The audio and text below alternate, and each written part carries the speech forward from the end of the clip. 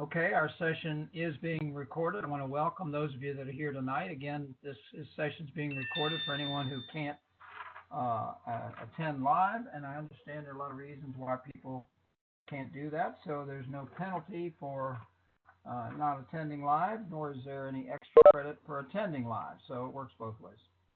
Anyway, let me get started. I know the main purpose is to show a walkthrough demonstration of the software, but I never really pass up an opportunity to provide a little lecturing along the way because it's important to cement the concepts as well as just learn the technology. We don't teach technology for technology's sake.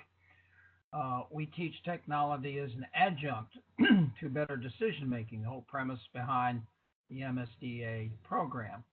I want to caution everybody, please keep your mics on mute and keep your video off so we don't use up the bandwidth. There'll be an opportunity for questions to post in the chat room after I'm done. So I'm going to start with a few slides. Let me go back and share my screen here, or you won't be able to see those few slides. Hold on here.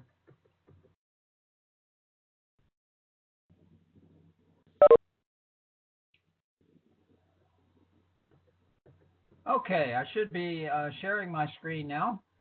And as I said, I'm going to talk a little bit about the whole concept related to why we teach Decisions First. Now, if you've taken a look at that first week's lesson, you've already been through many of the very interesting, I hope interesting, biases and decision traps that we all possess.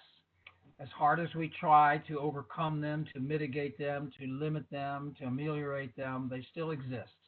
And so you have to constantly fight that. And of course, one of the real reasons we focus early on with framing a decision is because that's one way to overcome some of those biases. If you look at those biases, you'll see several of them are framing. I think someone still has their mic on. Please mute your mic so that we don't get any feedback. I think I can still hear somebody. So check your mute button on your screen and make sure you're muted. Okay, so I'm going to talk a little bit about Decisions First and why it's important to learn this software before we actually get into the walkthrough. But let's get started with that. Okay, so the agenda, a little overview, then the software, then we'll talk about the assignment and so forth. I can still hear somebody typing a little bit. Okay, where do we start? Well, you know, we rely a lot on Tom Davenport. As I mentioned the other night in the intro, Tom wrote the great book, Keeping Up with the Quants. And again, just to reiterate, those 3 steps that he emphasized that were key. Frame the problem, solve the problem, and then communicate and act on the results. So this software only does that first step, but that's the important first step you have to take. You have to frame the problem appropriately. Somebody's still not muted. Let me go back and see who that might be. Please mute your, everybody mute your microphones, check and see, so that we don't get feedback. Okay, we're going to focus then again with this software in the first 2 or 3 weeks of the course on framing the problem.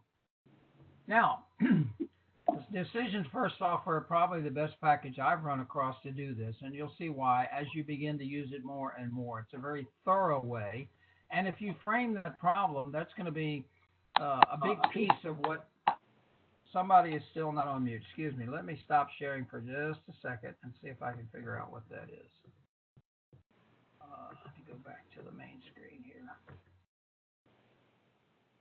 We still have a few not on mute. Lou, are you on mute? Lou Zhang, you're not on mute, and Wandy, you 2 are not on mute. Please mute your screen. Mute your. Push the mute button on your thing so we don't get feedback. It's either Wandy or Zhang. Can you unmute me? No, it's disabled for me to mute. No, I'm not able. I would like to mute you, but I can't. I muted everybody on login. You may have to push a button on your computer or somewhere because I'm not able to do that. Okay, I'll try to log in back. Thank you. Okay, thank you. All right, so let me get back to where we were. Now, again, notice that one of my favorite quotes from Albert Einstein, he says, if I had an hour to save the planet, I'd spend 59 minutes framing the problem, 1 minute solving it. Well, we're not gonna spend 59/60ths of our time, but we are going to spend a little bit of time going through this framing aspect because it's very, very important. When you become a data scientist, and I'm sure you all will, you're going to find that the data scientist's job has changed significantly. No longer are you expected to be a whiz at calculations because calculations are done by the software. What you are expected to be is a whiz at building models, understanding models, presenting models, explaining models, and working with the functional area folks to make sure that the right problem is being solved. So it's this framing problem over and over and over again that we see in the literature, and that's why we emphasize it early on in our program.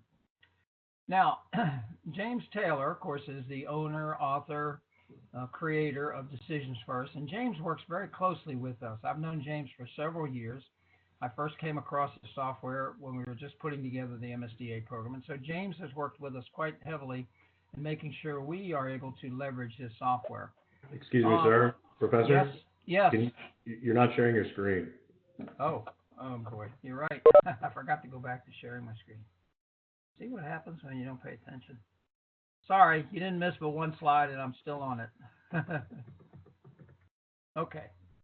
Well, you may have missed my great Einstein quote, but there it is. I'm going to make all these slides available too, so sorry about that. Thanks for reminding me. Just a quick review again, and I'm sure most of you have heard of this. There are different levels of decisions. There are strategic decisions, which are few in number. Maybe a decision like we're going to make a whole new product, or we're going to go to a whole new market, or we're going to go to produce our product a whole new way. Those are strategic, and they affect the future of the company in the long run. There are tactical decisions, like how can we best improve our supply chain, or how can we do a better job with not having as many quality problems. And then there are operational decisions. Now, the operational decisions are every day, multiple times per day, usually, decisions. They have a very little impact each and individually, but put together they have a significant impact. James's software, DecisionsFirst, I'll call it from now on, works best for operational decisions, and that's where the focus is. And of course, that's where analytics has the biggest impact, because most of the models are designed for tactical and operational decisions, not strategic. We have different software programs and that's a whole different course. That's decision support systems. So, James says the best kind of decisions to use with DecisionsFirst are decisions that are repeatable, means they occur often, non-trivial. If it's something like, gee, we have to open the door several times a day, how do we do that? Well, that's pretty obvious. We don't need a model for that. Measurable business impact. Even though it's a small impact, it's measurable. Okay? And finally, a candidate for automation. Now, that one we save for later in the program, but you'll see when we get into business rules and things like that in later on courses that there's a big push for what we call cognitive computing, where we automate things. But I'll save that for another day. Now, what does this software do? Well, it has several steps to it. Identify the decisions. You know, when you say I'm going to make an analytic effort to solve a problem, you first have to say, what is the problem? What's the decision you're trying to make? And fully describe those. So first identify them, then describe them. Then start specifying some requirements that go with it. You'll see in a moment we're going to build with DecisionsFirst something called a decision requirements diagram. Now, what's in that diagram? Well, you'll see in a moment. We have to say what kind of information we're going to need, what kind of data we're going to need, where we're going to get the expertise and the help, what kind of analytical model we're going to use. All of those things, we have to get people to agree to that. Again, if you go back and look at some of those decision traps, you'll see that framing is the thing where people go awry early on. Then, of course, you complete the model. You refine it, make sure it's complete. You get everybody to sign up to it, and then you generate the ARD, the Analytics Requirement Document. And now that you've done that, you can venture off and do the analytics piece of that, knowing that everybody's on board. Wouldn't that be nice if it worked that way? Well, it will if you use the software and can get your organization to use the software. And we have had many success stories, by the way. So what's required to make these decisions? Well, certainly we need information. Sometimes that information comes in the form of guidelines, policies, OIs, office instructions. Sometimes it's expertise. Mary knows the most about this. Tom knows a lot about this. Sometimes it's regulations. Sometimes it's supported by models of various kinds, dashboards, visual models, predictive models, data mining models. And sometimes decisions, often, almost always, decisions are dependent on other decisions, subsidiary decisions that need to be made. And you'll see how that unfolds when we do the demo. So here's a little screenshot just to give you a glimpse of what you're going to see once I start the demo. You see in the middle of something, it looks like a rectangle, because that icon represents a decision. So there's a decision. Select a marketing offer. Okay, that's a decision that an organization may make every day, especially if you're a phone company or cable TV, and people are calling in, starting to cancel. You have to try to pick what kind of offer you're going to give them to try to entice them to say, what kind of information do you need for that? Well, you certainly need to know something about the offers you have available, and that's under information. You need to know something about the customer's history, and that's under information. But you also need some other things. Some marketing know-how. You need to know something about the customer's loyalty, which may be subjective. So the things on the right with the beveled rectangle are what we call knowledge sources. They're usually fuzzier things, expertise, regulations, outside sources. The things on the left are information sources. They are data. And the thing that ties them all together, of course, is the decision we're trying to make. So this is a way, in fact, if you look at Mr. Taylor's tutorial, and I'll show you the link to that, it starts like this. And then what? Well, then we get into the software and we start adding pieces, more pieces. As you think through the problem, you think, oh, before I can make that decision, I got to make this other decision. Before I can make a decision about determining the return eligibility, in this case, I've got to see if there's a refund due, and so forth.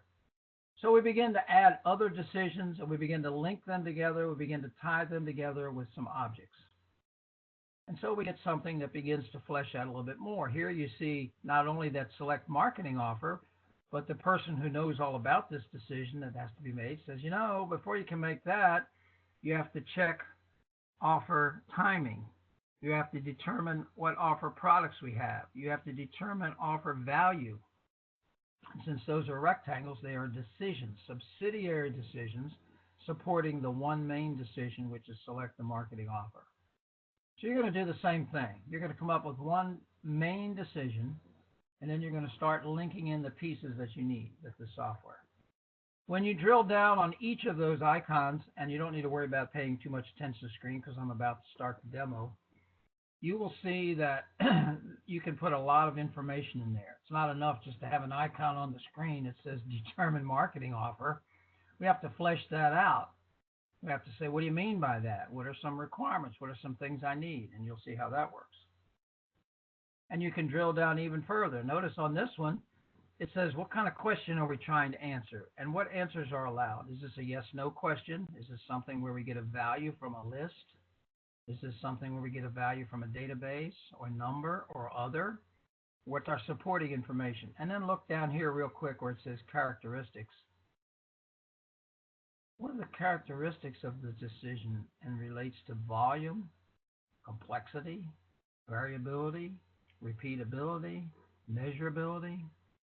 So again, this can get quite detailed. Now we realize as professors that you only have a couple of weeks to work on this assignment, but remember the software is available to you throughout your MSDA program, and you may use it in other courses if it's appropriate. So I would encourage you to do that. In fact, I'm teaching a section of Data 670, the practicum this semester, and I'm encouraging my students to do this first. When they start outlining this large project they're going to do, I say, well, let's talk about what it is you're trying to do. Let's frame it first. Finally, we get to this. Now, this is what you'll see when you run Mr. Taylor's very detailed 45-minute tutorial, which is a good place to start. And again, the links will be made available to you. This is the decision he walks you through. So look how that select marketing offer has spread into many, many, many other kinds of decisions. First of all, notice there's many subordinate decisions under select marketing offer, meaning they have to be made first. And some of those subordinate decisions have further sub-subordinate decisions. Now, who would know about this? Well, the person who brought it up. The person says, we have to do a better job of selecting our marketing offers. And you say, what do you mean by that, Tom or Mary? Well, I mean, we have to figure out offer timing. We have to figure out, oh, yeah, we have to determine our offer products. And what kind of information are we going to need? Well, again, there's some information or data sources, the ovals, marketing offers, customer history. There's also some expertise or what we call knowledge sources. Those are the rectangles with the bevel at the bottom. And you can see those are connected with dotted lines. That's because they're a little bit more subjective in some cases. In some cases, not so much. They may be regulations or outside sources. You will also see, although he didn't mark it very well, if you look at the bottom right where my cursor is pointing, it says customer churn likelihood. Take a look down there. It's the middle one at the bottom corner, customer churn likelihood. That is the analytic piece to this whole thing. In other words, part of selecting a marketing offer is determining the likelihood that this customer will churn. And churn means leave the company, go from Verizon to AT&T or AT&T to some other one. You know, for example, if the likelihood of churn is very low, then maybe you don't give too many good offers. If the likelihood of churn is very high, and this is a very important customer, maybe you want to make him or her very happy to stay with your company. So you're going to have at least one little piece in your decision requirements diagram, which is what this is, that indicates some sort of an analytic piece. You don't have to actually build the model. Let me reemphasize that. You're not building a churn model. You're not even specifying whether it's regression or some other model or anything. You're just saying, you know, this is a piece that I'm going to have. So you should have at least one thing. It may be a dashboard. It may be a visualization. It may be something else. You'll see it become a lot more clearer once I do the demo. I realize I'm throwing a lot of information out early, but I want to get through this and have you understand that what we're really trying to do is help you totally understand how to frame a problem, because that is critical to being successful. So then there's the arrow pointing to the analytics, and that of course is ultimately linked up through the chain to the select marketing offer. It's one part of the decision. Now, this is a different decision. This is one that one of our UMUC students did in my class. It was done so well that Mr. Taylor now uses it in his literature. It says, and gives full credit, by the way, to the University of Maryland University College. This was a student who was very knowledgeable about, worked in the banking business. He knew a lot about what they do in terms of dealing with distressed mortgages. So he chose that for his project for this first assignment. And he did a nice job of fleshing this out, as you can see. Lots of decisions, supporting decisions, subordinate decisions, several sources of expertise, which again are all the ones, the dotted lines with the bevel at the bottom of the rectangle. Several sources of data. Those are the ovals, market bid prices. If you look around, property appraisal, mortgage portfolio data, and notice the linkages. Now, of course, he would be the one who would know the most about how well to link this, just like you're going to have to be the one to know the most about whatever decision you decide to model. We'll come back to more about that once we finish the demo and talk a little bit more about the assignment. So notice how well this was done. And again, it was all written up, and you'll see how the software supports it. So I'm going to come back to this diagram because what I'm going to do is recreate it, just a piece of it. I'm not going to sit here all night and recreate every single item in here, but it's a great example of what you're looking for. Because now, if you could get everyone to agree to this, and you put names by some of these things, you may say, Tom, you have to help with the security trading regulations. Mary, you have to go find out the market bid prices, etc. And this can be done in a group setting, so you can get everybody to sign up and say, we all agree. I've been in many, many meetings where a dozen of us or so were in the meeting, we all left, and we had a dozen opinions about what the heck the problem really was. And that is going to be the sure road to failure. So once you get done, you will have a complete framing and documentation, which is done automatically for most of it, of the decision to be analyzed. The documentation will include an introduction, the KPIs, knowledge performance indicators, the analytics required, etc. And I'll come back and say more about that after the demo. So I'm about ready to do the demo. I've hit you with a broadside of information, and now you're probably, hopefully, anxious to see how exactly complex in software are going to be to learn. And the answer is not too bad, I think. So let me go to this window. I have now logged in to DecisionsFirst Modeler. This is exactly the way your screen will look when you first log in, with one exception. You will not have this admin button up here. Only the administrators, which would be your professors and the TAs, will have that button. And they don't use it for much. They add names and so forth, keep track of accounts. So you'll have everything else. So it's an interesting looking screen. Again, DecisionsFirst Modeler. Remember, it does not work in Chrome. It does not work in the Chrome browser. And here's why, in case you're curious. You will have to install one time a little plugin called Silverlight. And Silverlight only works in IE and Firefox. Chrome does not support that add-in. It's a one-time thing. And by the way, your professors should provide you with some information about if you're going to use Firefox, you actually have to use I think it's the ESR version. You'll hear from your professors about that. It took me about 2 minutes to install that. I hope they will migrate this program to some other approach where we can use different approach, and they're working on that. But right now, this is what we have. Okay, so where do we start? Well, these are icons. Let's take a look at some of these icons. If I hover over them, you get a description of what they are. This says create a new, well, one way.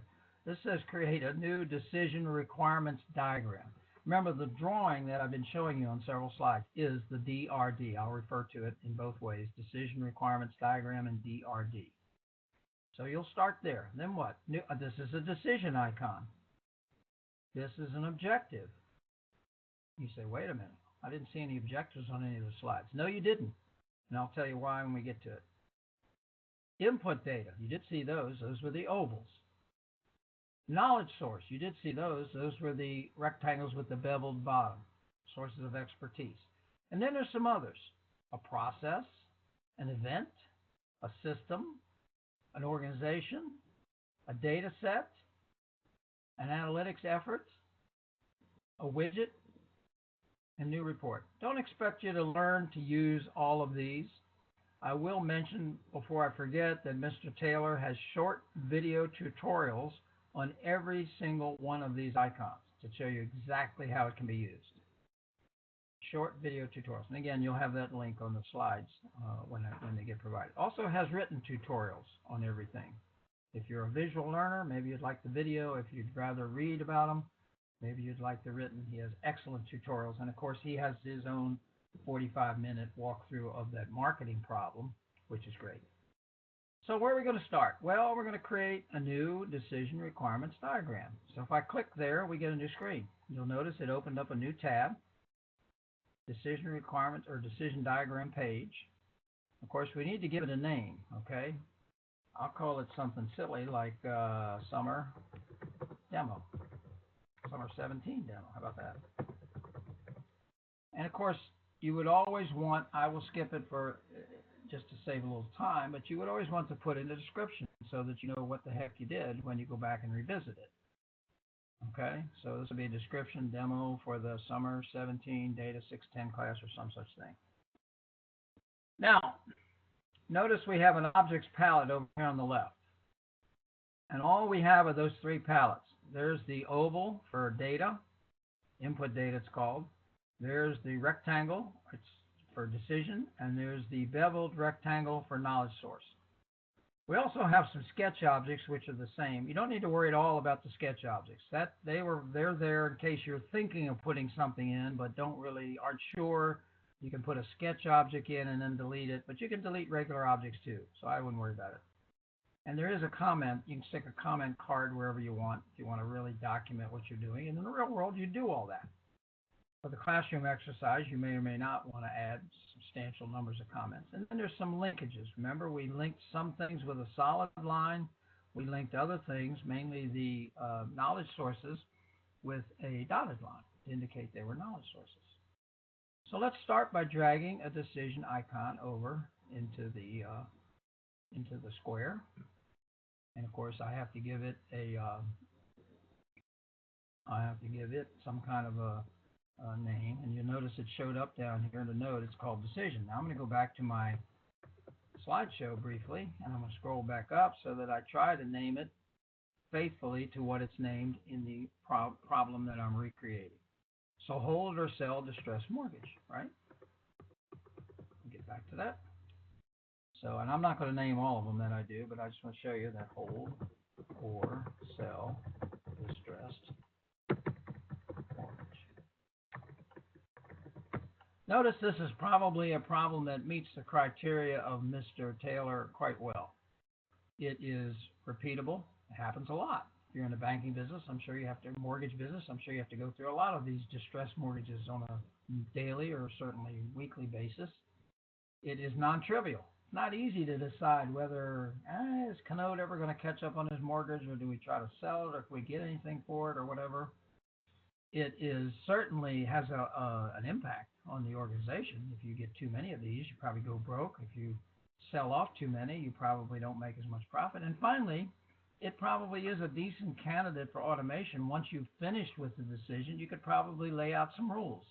If the customer is more than 6 months late, and this, and that, and this, or this, then sell it. If this, then that. So we'll get into that some other time. Now, description. You want to put a description in for every icon you put in there, because that's going to show up in your final document when you print it out. So let me go to my Word paper, where this is the paper from the student, and it's already open. So here's the hold or sell distressed mortgage, and this was the description that he put in. I'm just going to copy it, and I'll go paste it in rather than type it, because that would take a long time. Okay? Simple stuff. Now, what else can we do with this? Well, that's a pretty good start. And by the way, these icons, I should say something about these icons while we're there before I do too much more. This one is the most critical one. It's the save button. So you want to click that often. It does have a built-in automatic save, but as always, doesn't hurt to hit it more often. This is export the image. If you said, wow, I really want to take this diagram and export it as a graphic and use it in some other way, there it is. This is edit the object. I'm going to do that in just a minute. I'm going to edit this object and add more detail. These next three icons, I won't say they're confusing, but I would say we'll come back to them. First of all, you're never going to use this print icon, but you are going to use the print all on the word. This is a delete button. This is a refresh the screen. This makes things bigger. You can zoom in. You can zoom out, and here's now you can zoom, and you can also make a permanent link to this from the internet, but I don't think our software does that piece. But let me go back to edit object. Okay? When I click edit object, you'll notice it drilled down on the object that was highlighted, which was hold or sell distressed mortgage. We've also already done some editing because we put in what? A description. Well, what else can you do? Well, we can say what type of decision this is. This is an operational decision. We can say something about the status level. Well, it's not completed and it's not implemented. It's in process. We could have a URL where you can go read about this decision or decisions related to this, or other kinds of people who deal with distressed mortgages. Maybe there's a URL that's all about distressed mortgages. Maybe it's a Wikipedia page all about distressed mortgages. I don't know. Whatever you think is appropriate, you could put in there if you thought it was appropriate, right? Down here, you'll see how this object is linked to other objects. Since it's the only one we have, there's no linkage showing yet, right? And scroll down, there's even more. Primary diagram, of course, is the DRD that it's linked to. Questions and answers. The question here is what? Well, let me go back. The question is, should we sell this distressed mortgage? Or some such thing like that. Okay? Whenever there's a decision, there's always going to be a question you're trying to answer. That's the decision you're trying to make. I mean, the title gives it away, sure, but not always. Sometimes you need to have a good question here to really, somebody says, what is that one? What's that decision you're trying to make? And then we put in the answer. The default would be no, or yes, in this case, no. We could, again, pick a value from an explicit list. If you pick that, then you put the explicit list in you can pick from. Red, green, yellow, blue, right? Value from a database, number and range, or other. You can also put some supporting information here. Tom is the world's expert on this, and he's been doing this for 20 years. Mary is also very good at it. She has 15 years of experience from another bank. Be sure and keep those two people in the loop, or whatever. Okay? And then I mentioned something that I think is important. I think it's important, these characteristics. When you look at this decision, a couple things you want to know. First of all, how many times do we make it? Well, let's say we make it a lot. A lot of times. We're in the mortgage business. We have to worry about we got thousands of mortgages. We have to worry about this distressed mortgage business on a daily basis. How complex is the decision? Again, these are subjective answers, but again, you're the expert. It's your decision. Medium. Variability. Does it vary, or can we use the same approach every time? Well, let's say the variability is pretty low. Repeatability. Let's say that's pretty high. You know, this happens a lot. Measurability. Can we get a good ROI, or do we have good KPIs to measure how well we make this decision? Let's say, yeah, we've got some really good ones. And then time. Is this something where you have to make the decision in a matter of a short period of time, like moments, seconds? Is it something where you have a day to mull it over? And of course, you want to put something in besides just sliding this bar. You may want to put something here. This decision is made within an hour, within 2 days after a distressed mortgage, or this decision is made within 1 month after we warned Canode several times to pay up. Okay, and then we'll talk about some other things you can put in here in terms of objectives and others, but you want to at least get that in. Then leave a comment. Now, a couple of key things. Whenever you go down and add detail with the edit object, be sure when you get to the bottom of every one of these screens, and they're different depending on the kind of object you're adding, be sure to hit submit. Be sure to hit submit. And then be sure to go up here and hit save. Having forgotten to do that many times, I can tell you that means it didn't really take. Okay? So now we can say we've done that. We can go back up here. You notice we can go back to that, and there we are. This has got all that information in there. And of course, we want to save the whole thing again. So now I've put in one object. I'm going to show you a couple more objects, and I'm going to show you a shortcut to help get the objects in more quickly, which may or may not be something you want to do. But let's try putting in a data object. It's called input data. Remember, this is a data source. So it's going to have a different drill down menu. If I go back to my drawing, you can see here's one data source right here, market bid prices. Okay, let's use that one. So here it is, and again, just like before, I can come over here and give it the right name, market bid prices.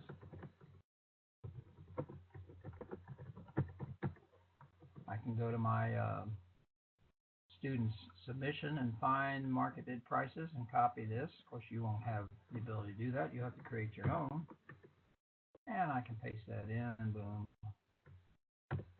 And of course, now I can go back to my diagram and say, now is that linked directly to this? No, it's not. It's linked to this other decision. So I got to put this in, evaluate profitability. So I won't link it yet. I'll put that one in too. So let me go, well, first let me drill down on that real quick just to show you what it looks like there. Market bid prices, data source. Is it an internal source, an external source, a pooled source? Okay, who's the owner of this data set? Remember, this is data. This is hard data. How complex is the data? Where's the URL, etc.? Just like before, there's some drill down. So you can see it's context sensitive. Additional details, data sets, comments, and again, you'd want to say submit if you do put something in there. I'm not putting anything in there, but just to show you. Okay? So let's go back. And remember, each time you open this, you've got a different tab up here for all of these things. There's home, where we are, and you can see we're starting to add some objects with the appropriate shapes, in case you're wondering what all these are. And notice this. Last updated a few seconds ago by Steve Canode. A few seconds ago, 2 minutes ago by Steve Canode. You can share this with other people. Now, we're doing an individual assignment, but in the real world, again, I'm trying to point out the value of the approach. You'd probably have a lot of people in there, and they would show up under collaboration alerts. And if you give them permission, they can go in and edit it. They can add pieces. Oh, you're missing a piece, Steve. I'm going to add that. And it would show here. Tom Jones or Mary Smith added something, okay? So let me go back here. Let me put in one more decision icon just so we can start connecting these things. Go back to my diagram. I'll put this one in because this one we can connect to a couple things. Evaluate profitability of selling mortgage, okay? So let's go over here real quick and do that. Evaluate profit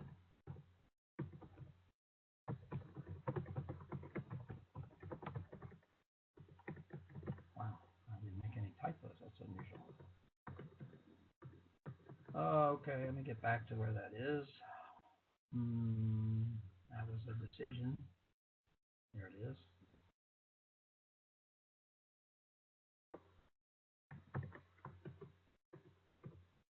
Whoops. Sorry for jumping around so much, but I got a lot of windows open.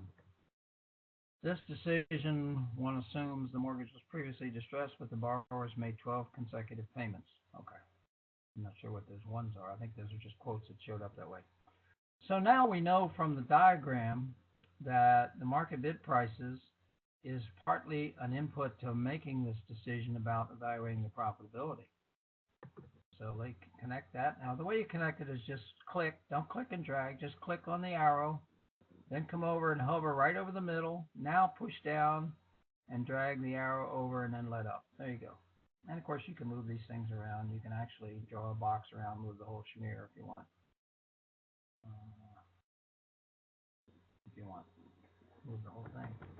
Okay. And you can shrink them and move them. You say, well, that doesn't go there. I want that down here. I want this over here. I want this over here. Of course, this does support the mega decision. Remember the one overarching decision called hold or sell does support that. So let's connect that. Again, just click. Don't click and drag. Hover right over the middle. See a little dot shows up. Now you push your mouse button down and drag it up to the middle of that, and then you let up and you got it. Okay?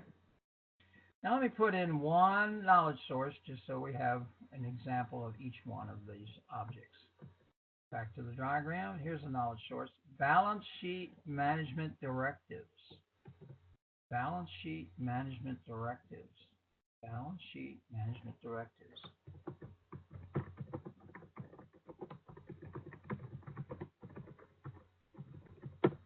Now, what do you think that is? Well, that's probably some advice from your boss. It says, you know, we got to keep our balance sheet. We don't want more than 22% distressed mortgages under our assets column or something. So this is subjective, isn't it? This may vary bank to bank. I mean, I'm guessing because I'm not in the business, but this is certainly not, it's not a decision. It's a guidance.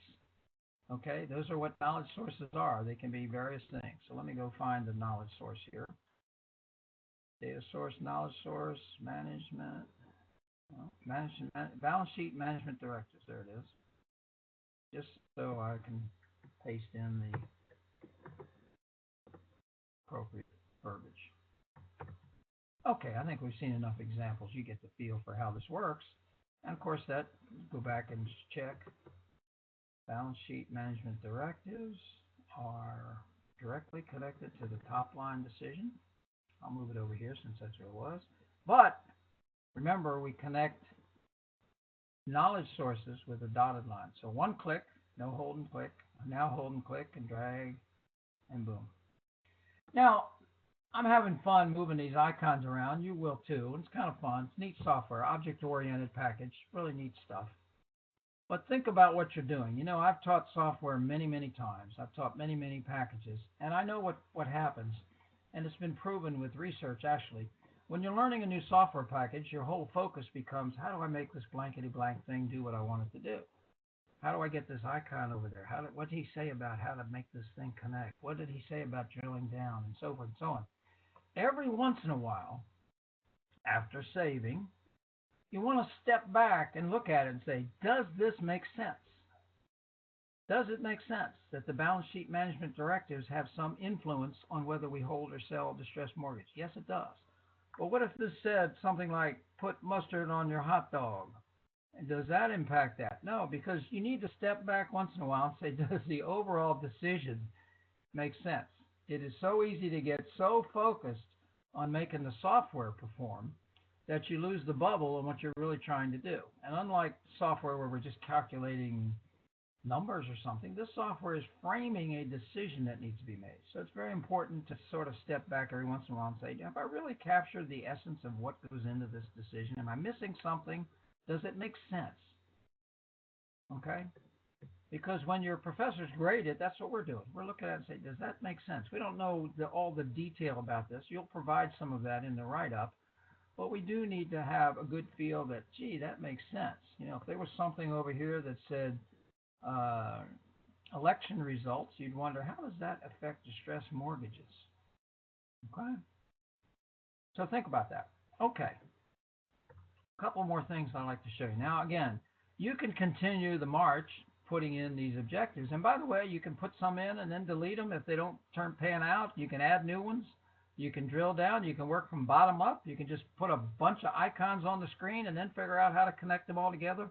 You don't have to do it in any particular way. As long as you end up with one overarching decision supported by subordinate decisions in this level of detail, however level of detail is necessary, however many layers you got to go, and also that has some data sources, some knowledge sources, and at least one analytical item. Okay? Now let me do one more thing before I get too far along and forget to do it. If I go back up here to home and come over here to objectives. Think of objectives as KPIs, now key performance indicators. Okay? Now you say, gee, how do I put one of those in there? Well, you don't put it in directly. You put it in somewhat indirectly because all KPIs support what? Decisions. Why they don't get their own icon, I can't tell you, but if you click on it, you can say, let's see, I want to have a KPI that says return on last year's sale of distressed mortgages. And you can put a description in, blah, blah, blah, blah, blah, blah. And there are some in the paper that the student did, by the way. You can put URLs in that may lead you to there. But now here's one of the key things you have to get used to. Again, you're not putting this in directly. I'm back at the main home screen, and I clicked on the icon, and I gave it a name. I'm going to give it a description if I had time. Well, what do I do with it? Well, let's go over here and search for, I say, this is a KPI for what? How well we do on selling our distressed mortgages. So let me put in hold or sell.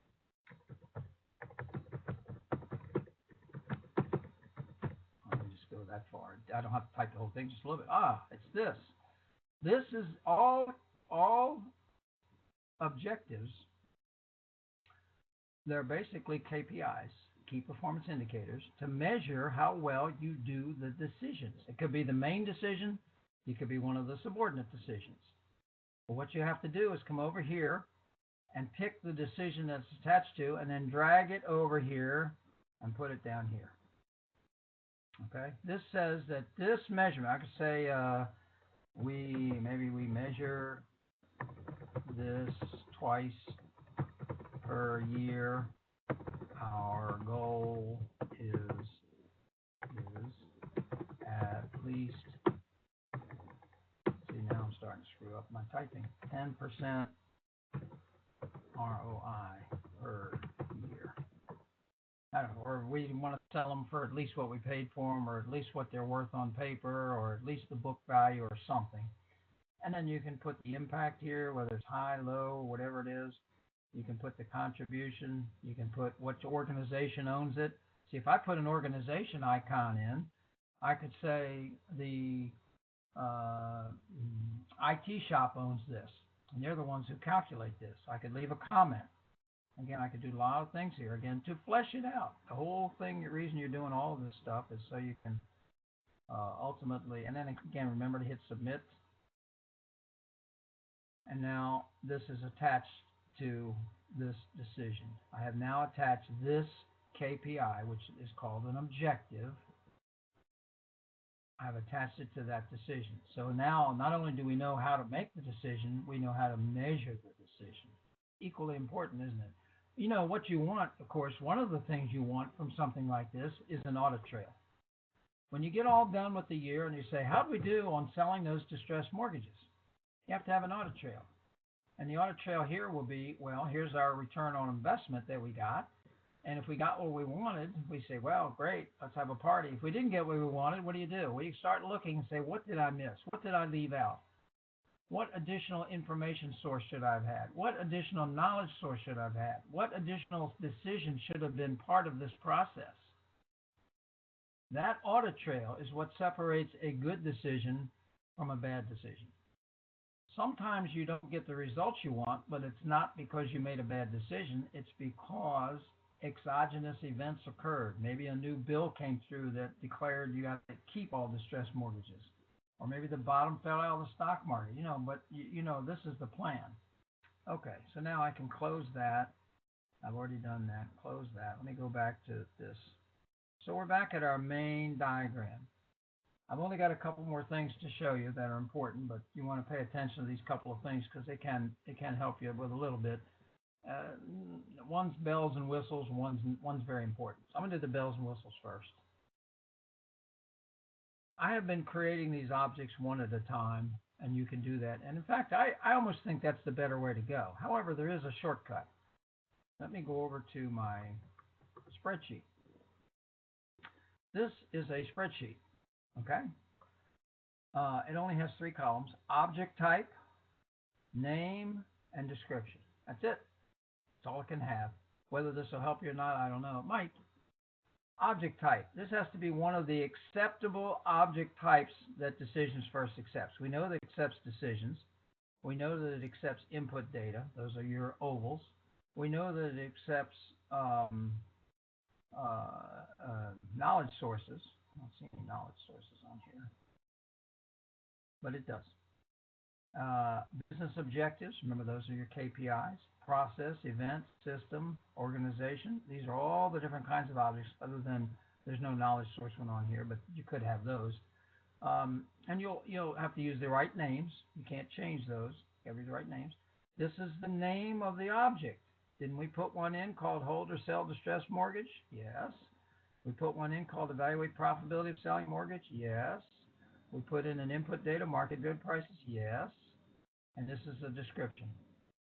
Now you will notice something a little strange about all of my names, and that is it has this little -SK4 at the end. And I'll tell you why you're going to need something like that in just a second. Anyway, you could put in names for all your objects, the object types, and the descriptions into a spreadsheet. Save it as a CSV, comma supported values, CSV file. It must be a CSV file. And if you did that, then you can go up here to something called bulk create. Again, I don't know if this will save you time or not. I think some people like it. Some people say that's not going to help. I'd rather do it one at a time. But if you do this, if I do bulk create, it says, tell me what file you want to bring in. You got to make sure the file's closed. I know mine is open, but I've got a duplicate closed. I hope that'll work. So I got to go find that file. This one. And then I say upload. If things work well, it says bulk creation has been successfully done.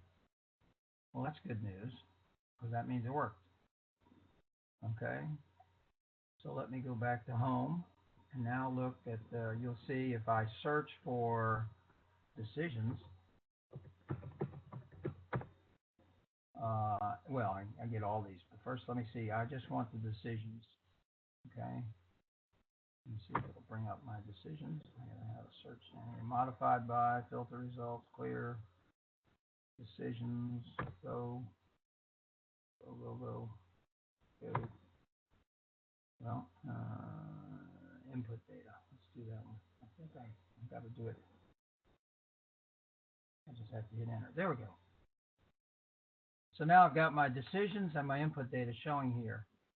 Okay, and I can just drag those over into the screen and not have to worry about it if I want to use those. But notice the SK4 on every one of these.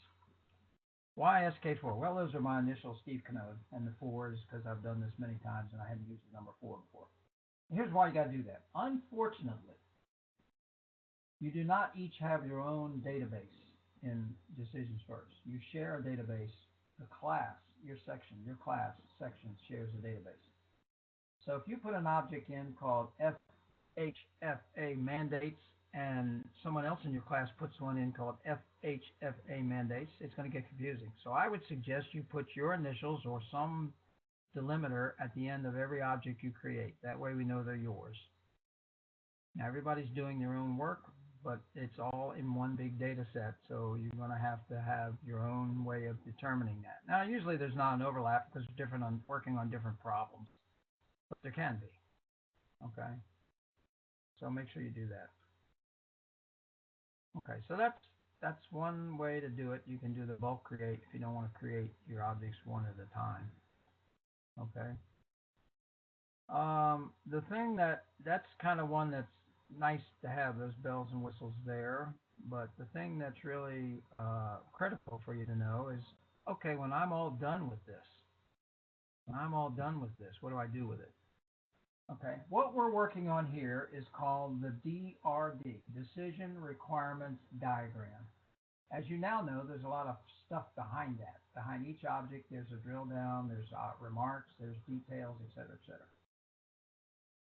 When you're all done with it, and want to print it out, it becomes an analytics requirement document, not a decision requirements document. And I'll show you what the ARD looks like because that's what I've been referring to here. This is the ARD. When you print it out, it's going to look like this. It's going to have a title. It's going to have the diagram. This is the one the student did. It's going to have all the decisions listed first. They won't be in red. I edited them and made them red, and I'll show you can edit that. It's going to have all the data sources. It's going to have all the knowledge sources called know-how. It's going to have all the, once it finishes with those, it's going to basically start over. So you might want to put a page break in here. It's going to start over and say, all right, this was the top line decision. Here's some details on that. It's an operational decision. Here's the description. Here are the things you filled out on the details. Okay. It requires knowledge source, this one. These are things that are linked to it. It requires these subsidiary decisions, etc., etc. Here are its properties. Here are some objectives that are assigned to it, and so forth. It's going to do that for every single decision all the way down. Yes, it's going to be voluminous. This is the output. This is called the ARD, Analytics Requirements Document. So you're going to print this out. And you're going to attach this to your write-up. I'll talk about that in just a second. You will attach this. This will be part of the appendix. Okay, the ARD, Analytics Requirements Document, and it will be part of the appendix. So you say, well, how do I print the thing? Okay, here's where these icons here that we've looked at briefly come into play. Forget this one that says print. Seems strange, but forget it. You got to use these two, print all and Word. Print all and Word. And here's the way you have to do it. It's a little unique. You have to hit the print all first. Now you'll notice they both got grayed out. Both of those icons got grayed out. Now only temporarily. Ah, thank goodness they didn't stay grayed out long. And it says print all output is ready. Click on the Word button to download. Okay. Once they come back from being grayed out, you click on Word. And as always, it says, okay, I'm going to download this document. Where do you want to save it? So I got to give it a second. It'll come up and ask me where I want to put it. Well, let me click on it again. Let's go, baby. There we go. Okay, I'm going to go to my E drive and put it under extras. How about that? And I'm going to call it summer 16, 17, right? Well, I lost it already. Assignment 1, just so I know where it is. You will notice, and I'm sure some of you are saying, what in the world? It's an XML file. Don't worry about that. And I'm going to save it. Some of you probably know a little bit about XML, Extensible Markup Language. It's a very hot, popular language for building web pages, etc. But you don't need to worry about it. Here's why. So I've downloaded it now. Now what am I going to do with it? Well, I'm going to go find it. I put it on my E drive under extras. So let me get back up here on my E drive. You don't have to worry about this yet. Extras. There it is. Summer 17 assignment 1.xml. And you say, well, I don't have any way in the world of doing anything with an XML file. The answer is yes, you do. Just double click it. And guess what? It opens up in Word. How about that? It opens up in Word. So now you can go and save it as a doc file, which you should do. So now what are you going to do with it? Well, there's Summer 17 demo. There's his. And of course, I don't have much in mind. You want to go and maybe edit a little bit. Maybe make this, I'm going to have to read these things, or your professor's going to have to read these things. Maybe you want to highlight the decision nodes and make them a little bit bigger, just so say that's a decision node and this is a decision node. You may want to put a little something under it. You don't want to change this stuff because this is coming right out of the document, but you can do some bold printing and so forth. And so there it is. Even the little bit I did showed up. Okay. And again, if you say, well, I'd rather have doc file because you don't want to send XML files, save it as a doc file, and there you go. So again, you hit the print all. I'll do it again. Print all. They gray out. They both gray out temporarily, hopefully, if you've done it white. Then when it comes back and this message says ready to go, you click Word. And I guess you have to click it a couple of times and wait a second, and then it'll ask you where you want to save it. It'll save it as an XML file, which we now know will open up in Word. Okay? All right, so so much for the demo. Let me go back. I got a couple more slides I want to talk about because I want to talk a little bit about the assignment, and I'll still finish within the 1 hour time limit I like to set for myself. Hopefully this has been useful to you, but let's continue the march here. Let me get back to this, and then we'll have time for some questions. First of all, you need to get started, obviously, and so again, you'll have these slides, and your professor will make them available to you. This is the login page, and again, you have to log in with Firefox or IE, not Chrome. A complete walkthrough of the software done by Mr. Taylor, the originator of the software, is at the link shown on the slide. And again, you're going to have these slides, so don't worry about trying to write these down. He does about a 45-minute walkthrough in probably greater detail than I did without as much lecturing. It's just showing you how to move the icons around. There are DecisionsFirst video tutorials, as I mentioned earlier, on almost any aspect of it. And there's the link for that. There are articles and written tutorials at these other links, mainly this one that says support.decisionsfirst.com, customer portal articles, etc. But a couple other key things to remember, very key things. First, your professors and your TAs are pretty well versed in this software because we've been using it now for about 2 years. So if you have a question, something's not working right, go to them first. However, there will be occasions where they will tell you they can't fix it. Something in the software might be a glitch or something. Doesn't happen often. But if they do, then you want to send your question and your concerns to the support.decisionsfirst.com. We do pay for some support from DecisionsFirst.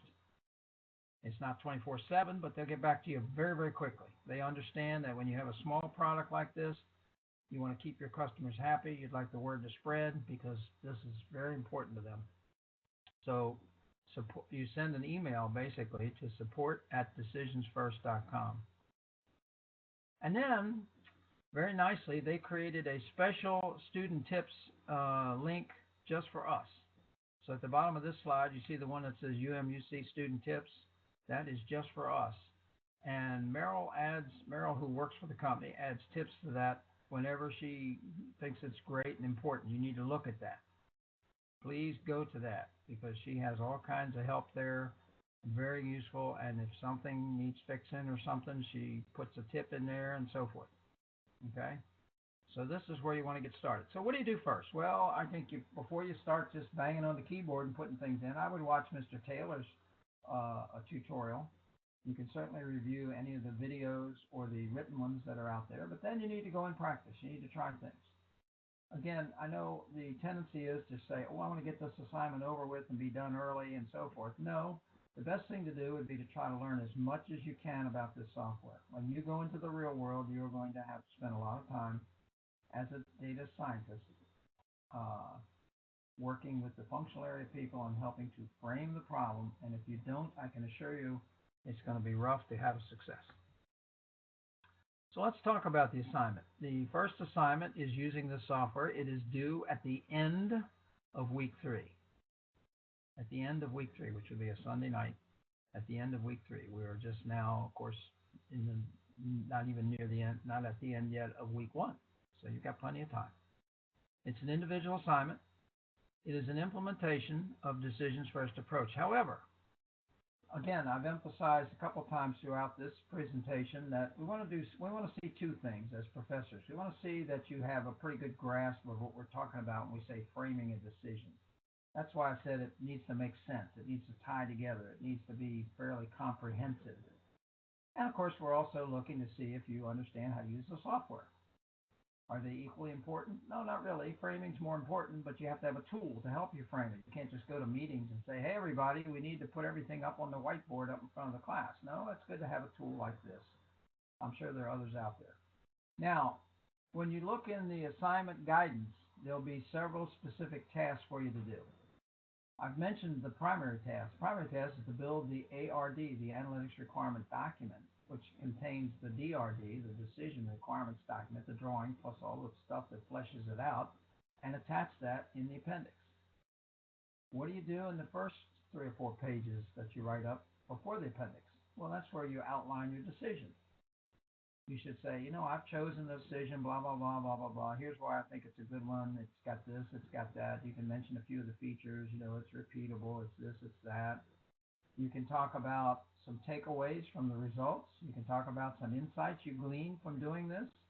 You can talk about how it might be useful in your organization. All that should go in your write-up because the ARD is going to be attached, which has the details of what you did.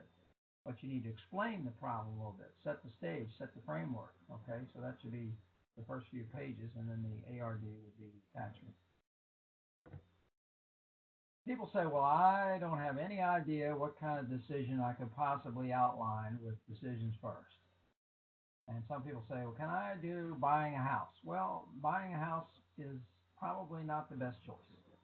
How often do you buy houses? If you were in the business of flipping houses and did that daily, well then fine, yeah, that would be a good decision.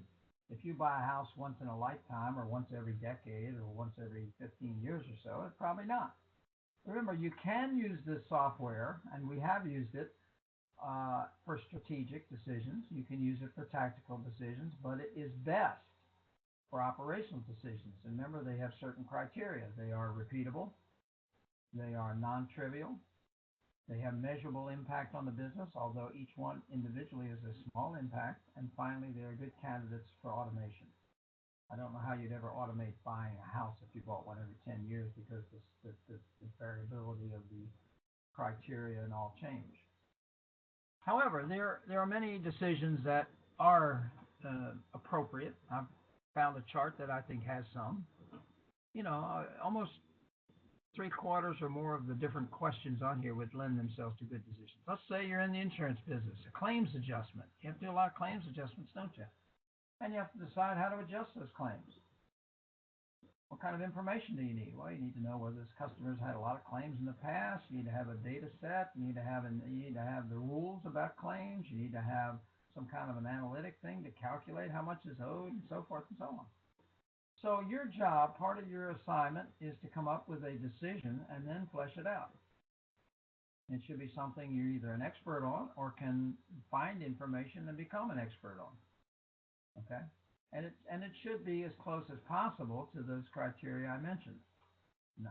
Repeatable, non-trivial, has a bottom line impact, although small each time, and finally lends itself to automation, although we're not focusing on that automation aspect in this assignment. So these are a lot of possibilities.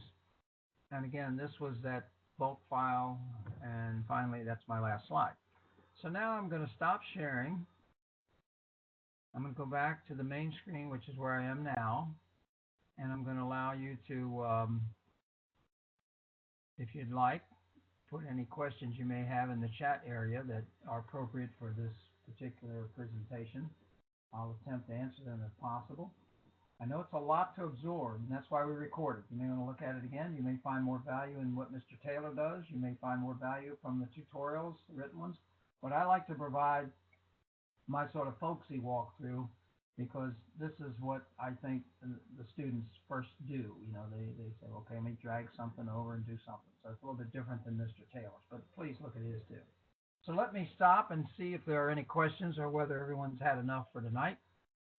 If you do have a question, type it in the chat area, and I'll take a shot at it if it's something I can answer. I'll pause for a few moments.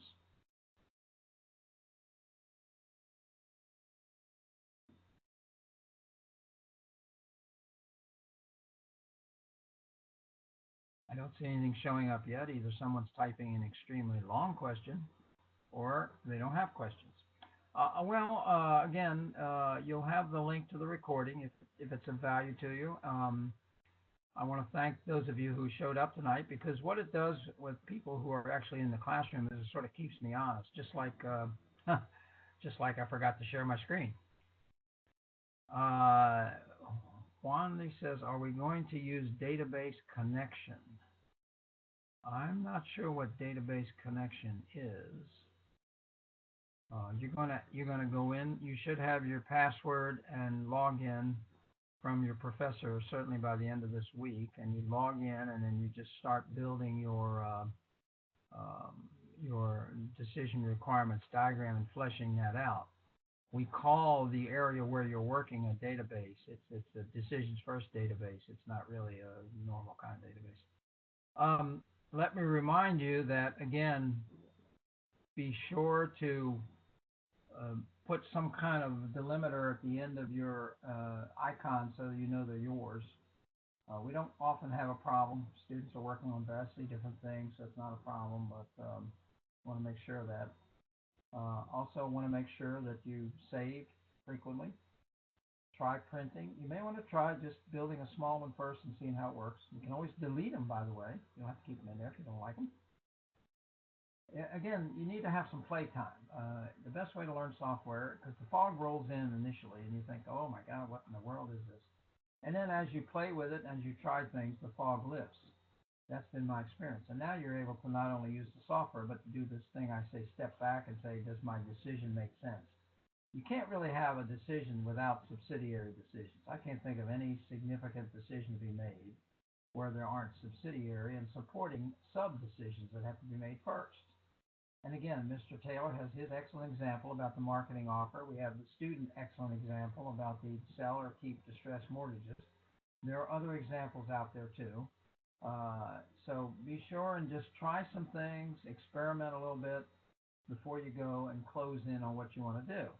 Again, the tendency is to go to closure too soon sometimes. It's best to diverge early, think about things, share some information in your head, and then close on the one you think is best.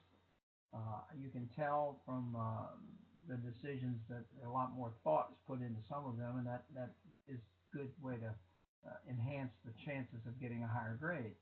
So you may have to do some research. You may say, gee, I know everything about distressed mortgages, but let me go read a couple articles about it. Oh, I forgot you have to include this. Oh, I forgot about that. Oh, let me add those icons with appropriate drill downs.